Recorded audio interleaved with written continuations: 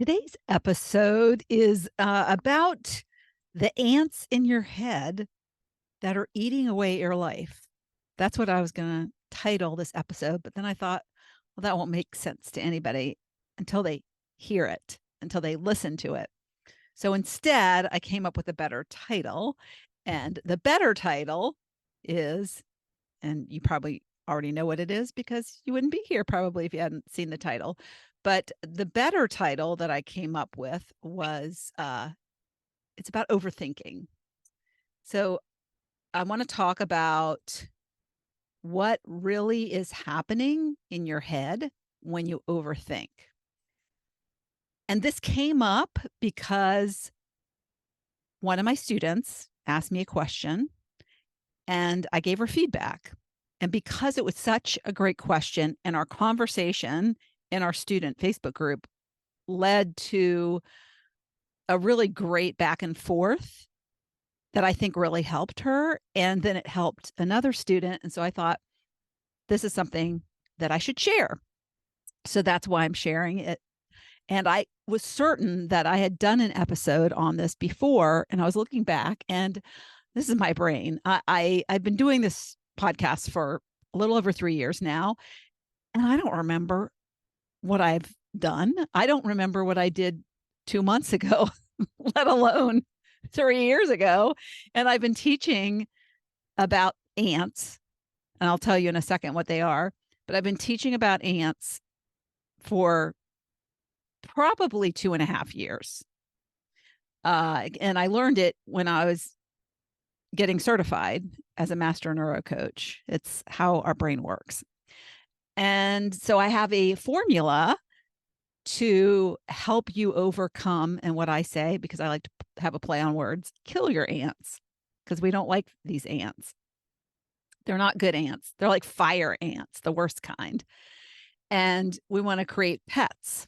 I know you don't know what that means, but if you've listened to me, because I have talked about this elsewhere, maybe not on this podcast, but on in my training and that I do, my free trainings that I do, and probably somewhere on social media.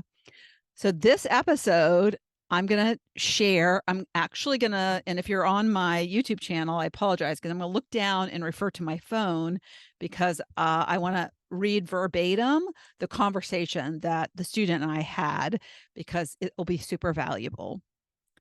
So stay tuned and you'll learn about ants and pets and how specifically ants related to overthinking can affect you and what to do about it. And it's going to be eye-opening, I think. So listen in. Welcome to another episode of Living Your Sparked Second Half. And speaking of being sparked, ants and pets are something, well, ants is something that will keep you from being sparked. So you need to learn how to create pets from ants. And you need to kill your ants. And you do that by turning them into pets. Ants are automated negative thoughts. Pets are positive, empowering thoughts. What a pet is essentially is an affirmation. And I'm sure you've heard of affirmations. Affirmations are speaking to ourselves in a positive way. I am beautiful. I am worthy. I love myself. You've probably seen YouTube videos of them. You've probably seen quotes of them. There even is an app, which is great. I love it, that does affirmations.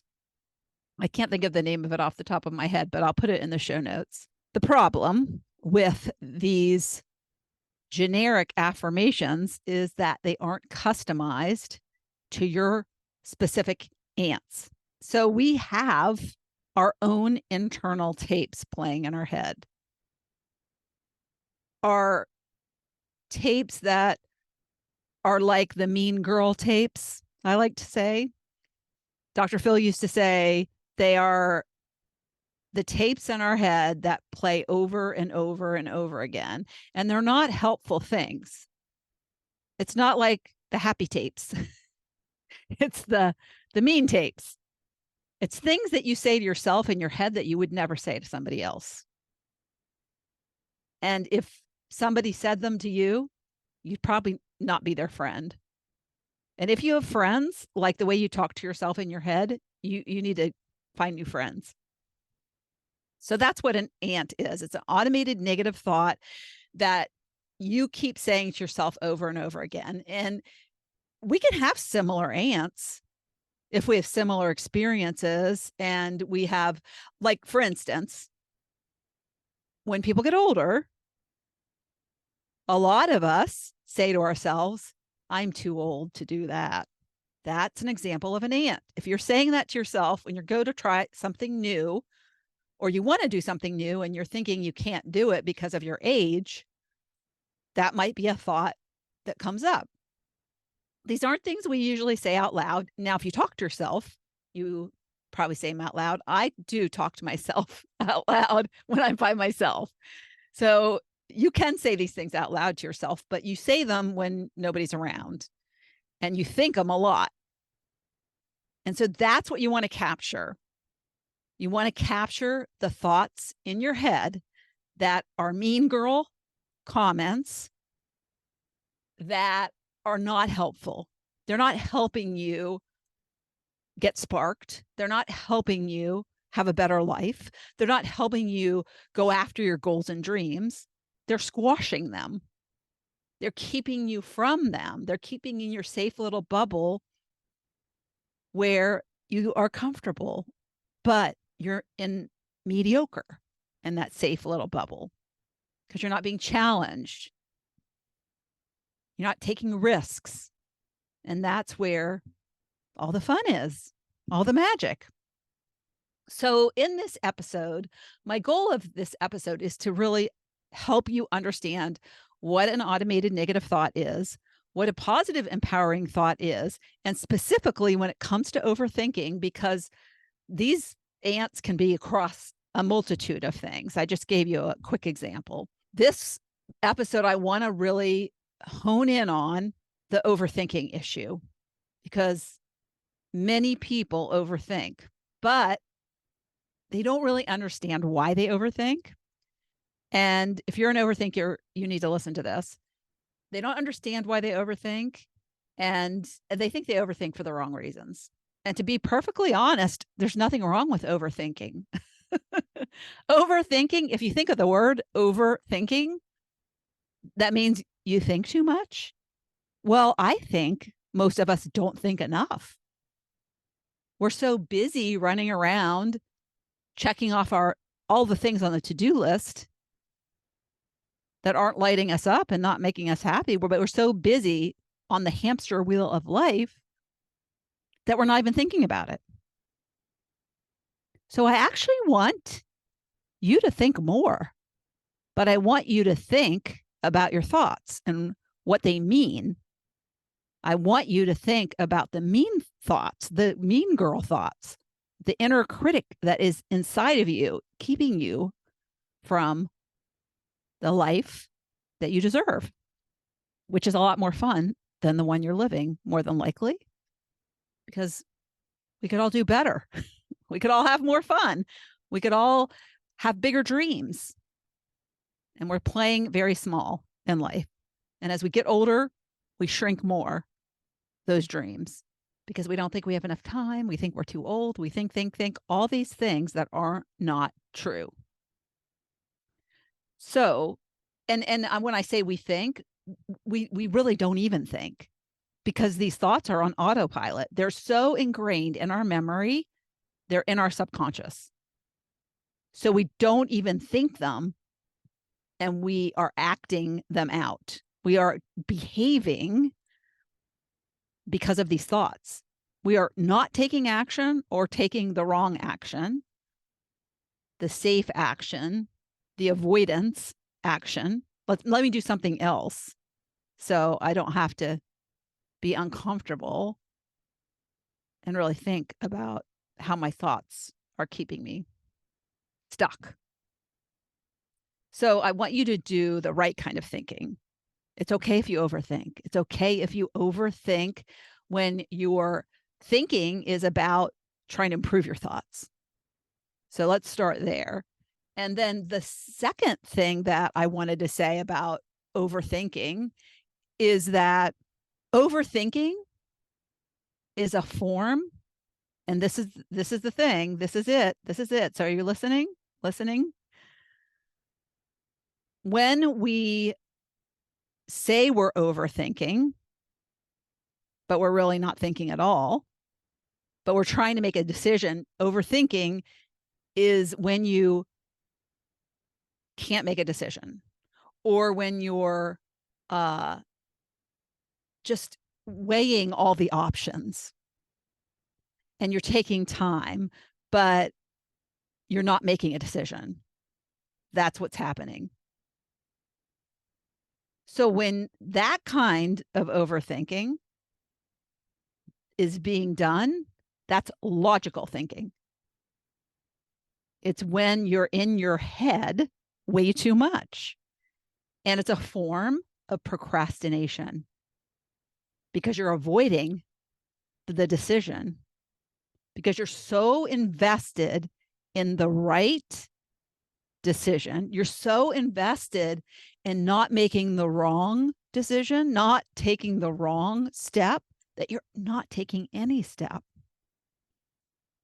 So that's the overthinking we're talking about.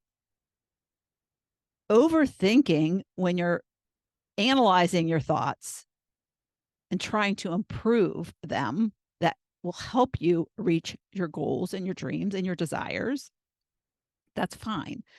Overthinking and not taking action and allowing those negative thoughts to overwhelm you, and so you're not taking action, you're actually procrastinating, that's the overthinking. That is a killer to your dreams and your desires. So I've explained what an ANT is, an automated negative thought. And I've explained that you need to have or identify specifically what your thoughts are, not use some generic affirmation to counter that automated negative thought. So essentially what you need to do is we need to create the opposite. So negative thought, what's the opposite of a negative thought? A positive thought. So we need to create a positive thought that's the opposite of the negative thought.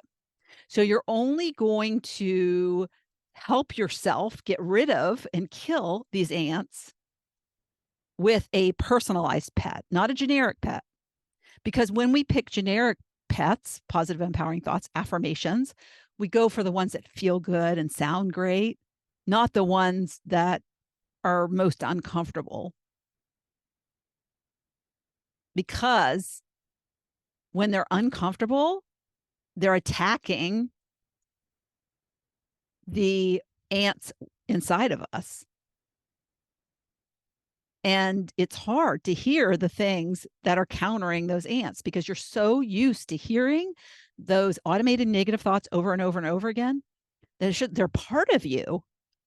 And so when you come up with the opposite and you're trying to speak that out into existence every day, it's you don't believe it. You don't believe it. But that's the science behind rewiring your brain. And it's got a scientific term called neuroplasticity. It's a real thing. And you can actually brainwash yourself, and brainwash has a negative connotation because we hear about it used in the military, right? Or I always think of Patty Hearst because she was a good example of somebody who got brainwashed to rob a bank. But we can do this in a positive way. If you actually look up the term brainwash, it's got some positive synonyms. So we want to brainwash the positive. That's what killing an ant does. You want to kill those automated negative thoughts. You want to put those positive, empowering thoughts. And what happens when you do that? You start to attract the things you desire into your life. The universe knows the pets, those thoughts that you are speaking and reciting every day are your communication with the universe. And the universe knows what to now deliver to you. So simply by creating these pets, you are giving an instruction manual to the universe. The universe is flying blind because it doesn't know what you want. In fact, it thinks your ants are what you want because that's what's going on all the time and you're thinking it. And when you're thinking it all the time, that's what you're sending out message wise. It's like you don't even know it, but you're writing these messages into the air and sending them off in an energetic spaceship. That's what's happening. So you think, why does my life suck? Why am I not having fun? And all these people that I see having fun, why can't I have what they have? Because you have ants in your head. And you just need to find some pets and replace your ants with pets. So that's why they work. It is a scientific proven fact that these things exist, that in your subconscious, you have these things running on autopilot and you can change them. That's what your brain is pliable. It's changeable. It's malleable. Hallelujah, right? Hallelujah. But the trick is in finding them and getting to the root of them and then changing them. You ever heard the saying, change your thoughts, change your life? Yeah, we can change our thoughts and we can change our life. But so many people, they even if either they don't know how to do it or they know how to do it and they just don't do it because it does take a little diligence, a little persistence, but we're really busy. And so we don't have time. And then what happens? We're still stuck in the shitty life. We want to change. And how's that working? Right?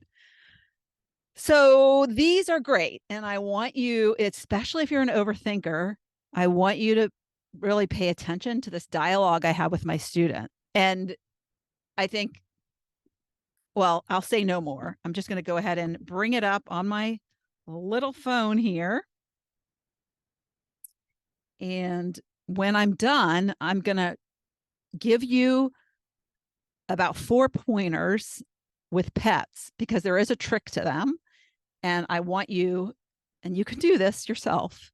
I've just done it a lot, so I can usually come up with really good ones. So I love, and I'm also, it's interesting, I'm a words person. I've always loved words and play with words and make fun of words. I love naming things. And so it's kind of like when you're creating a pet from an ant, that's kind of what you're doing. All right. So here's what the student said in our group. She came up with an ant that, quote, I have a hard time making personal decisions and sticking to them and not overthinking. Well, in reality, that's not really an automated negative thought because a thought is actually what you're thinking.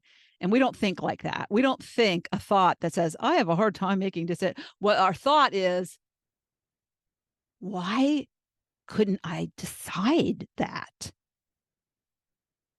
Why can't I make an easy decision? Why do I overthink things? I'm so stupid, or I can't get anything done, or, so those are the kind of things that come up in terms of thoughts. What we tend to do is we hear our thought and then we kind of paraphrase our thought. We're like, well, this is what is behind that thought. What you can still get to a good pet based on what she told me. All right. So she came up with some example pets, and I'm not going to go through those because I want to tell you what my response to her was. And this is what you need to do. Ask yourself good questions. So I'm a question asker, and you need to be as specific as possible and direct because what you're doing is you're going to take that ant and turn it into a pet. And like I said, is you want to do the opposite. So it's really important that you're real specific with what that ant is. So my question to her was, and I said to her, the more specific and direct you can make your pet, the more effective it will be. So here are my questions. You say you have a hard time making personal decisions. Can you get more specific about what personal decisions you struggle most with? You say you don't stick to them. Are you saying you do make decisions, but don't follow through on them? What does that mean? Does that mean you don't set goals around them? So that was my second question. My third question was, you say you overthink. What does that mean to you? And what causes this to happen? So I'm really trying to get her to think a little deeper, go a little deeper with some of the thoughts that she is thinking about her overthinking. And I also want to make sure that I understand what she thinks overthink means, because people have their own definitions of things. So I wanted her to pull it out. I don't like to give answers. I like to ask questions because we all have the answers inside of us. And our answers are the best answers because we know best what we're thinking. All right. So her response to me to those questions for the first question was, can you be more specific about what personal decisions you struggle most with? She said, money decisions can be tough. I am frugal. What to pick to choose to do? I look at too many options and become unfocused. So that was the first thing. So it's specifically around money. And she has a hard time making decisions because she's doing all the research. Okay, the second one is to my question about, well, are you saying you make decisions, you just don't follow through on them? Because she said she didn't stick to them. So what she said is, I do make decisions and mostly follow through. See, that's why I asked the question, because if I had gone with her first comment, which she said, I don't stick to them. She does, she says. Okay, so she does mostly follow through, but then my head runs through all kinds of alternatives that could have been done. I get way too detailed. So what she's saying there is that she's not trusting her decision. And then she wants to change her decision. And then the third thing is, in terms of the overthinking question, I look at way too many alternatives of what could be or what I should do. I am not sure what causes this to happen. Okay. So, and she said she's getting better, but she's a work in progress. So these are the pets based on her follow-up that I came up with. So pay attention to how they are addressing specifically what she told me. And they're short and to the point, like specific and direct, okay? And as I'm reading them, think about if you are someone like her who has a problem overthinking specifically money decisions, you change your mind a lot, you are questioning this decision you made and wanting to change your mind. Think about how tough it would be to read out loud affirmations that really tell you that that's all a lie. It's all your own fake news you've been making up in your head. So here we go. And I did a few pets to address what I saw as probably three main ants. Money decisions are easy. I spend money on the things that make me the happiest. I trust that the one thing I pick is always the right thing, and that makes me feel confident in my choice.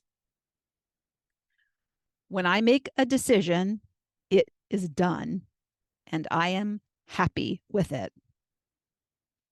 I am a quick and confident decision maker who follows her heart when making decisions. I check in with how my heart feels when I make decisions. Those are the pets that she will now be reciting daily. And these, even though they're not true yet, because these are things that she needs to change her thoughts to. She has to brainwash herself into believing these things, because these things that I just read out are going to support her desires. They are going to support what she wants to bring into her life. And that's that money decisions are easy. And if you think they're easy, they will be easy. But right now, she doesn't think they are. So she needs to change her brain, exercise it daily, just like a workout, making your grandma guns, as I call them, your biceps stronger. You're making your brain stronger with pets. And you have to do it for 67 days, because that is the scientific magic number when ultimately you'll have completely overwritten those automatic tapes in your head.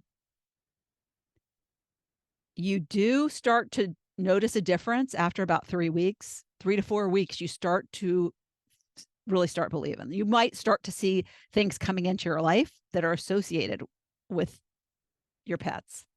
It's really crazy how it works. It's like magical. If you want to manifest something, do a pet on it. And it works with relationships too. Works very, you don't have any control of how anybody else thinks, but what you think. But you can change a relationship just by changing your own thoughts. So that's what she's going to be working on. And she will stop procrastinating. She'll start making decisions. She'll start being confident in her decisions, and she'll start following her heart, because that is the gist of it. And here's what I went on to say to her. The best way to stop overthinking and questioning your decisions is to lean into your heart, all caps, and away from your logic brain, which is trying to keep you safe. Unfortunately, safety will not get you to the place you want to go. Don't put so much weight into one decision. One decision is not the end or the deal breaker, and it will never be wrong. It might be a lesson, but know that it will always be a lesson you need and are supposed to receive. So start thinking of decisions as stepping stones and not cutting off other opportunities. You can say no to one thing and yes to another, and then the thing you said no to can be a yes later. A decision is simply the next step to the next thing. And if you follow your heart, it will lead you to the right next thing.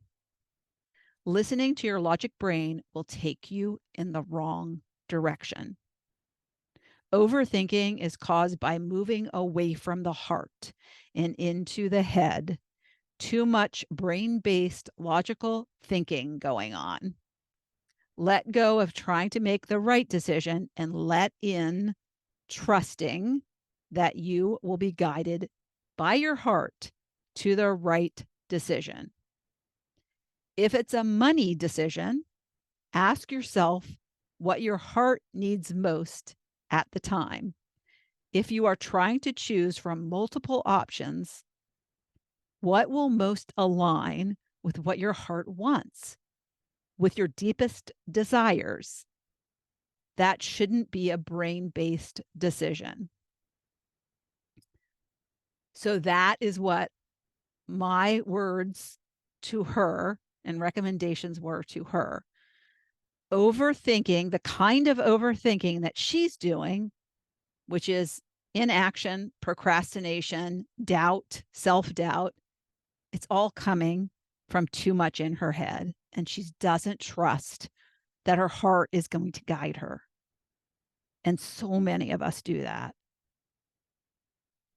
So many of us do that. We talk ourselves out of what our heart wants. And then later we regret it. And she didn't say she didn't have the money. She's frugal. She said that. You can be frugal. Nothing wrong with being frugal. But what she said is she can't choose. And it should be easy. Money decisions are easy when you're following your heart. So it's not really a question of not enough money. It's a question of not enough trust. Right? Well, that is what overthinking in the negative way. So if you overthink about the thoughts you're thinking and get to the root of those negative thoughts and what's going on there, and make them into something that's going to attract what you want to call into your life. So the 4 things that you need to do with pets, and make sure you do with pets, and then I'll wrap up, is that you want them to be in the present tense, not I will, I hope, I'll try. You want I am, I have, as if it's already done, because your brain needs to wrap itself around the fact that it's fact. And when it's done, and when it's in the present tense, it implies it's done. It's just a matter of time before it unfolds into reality. But it's inevitable. It's like, remember, your success is inevitable. Your pets are inevitable. You just need to get your brain thinking and catching up with them. All right. So that's the present tense point that I wanted to make. No negatives. Number 2, no negatives in the pet statement. So what that means is, don't say what you want to get rid of, say what you want to call in. And this can be hard because we want to put in there what we want to get rid of. But remember, the universe doesn't know negative from positive. So you just want to be so positive and just what you want to call in, what you want to attract. And by attracting the opposite, you remember, negative to positive, you can't have a negative and a positive. So just by attracting the positive thing, you'll get rid of the negative thing. So just don't have negatives in there. And then I would say you can, if you have a negative thought, this is number 3, specific and direct. So don't have a paragraph pet. Kind of quick, short statements. You can have like 3 short statements that address an ant, but just quick and to the point and very direct. And sometimes I also add like how I want to feel. Like feel confident. So that your brain really latches on to the feeling of that thing and attracting that thing. So lean into the senses and the thing that you are wanting to call in with the pet. And the other thing, the 4th thing, is that what you need to do is write them down. So you write them down, and then you can do either recite them out loud, or you can record them and listen to them. I had a student who, she really didn't like her voice, but she still recorded it and listened to them. And she found that over the course of listening to them, she grew to like her voice, or she grew to get used to her voice. And it wasn't like fingernails on a chalkboard anymore. So that was a good secondary positive thing that happened as a result of her listening to her recorded pets.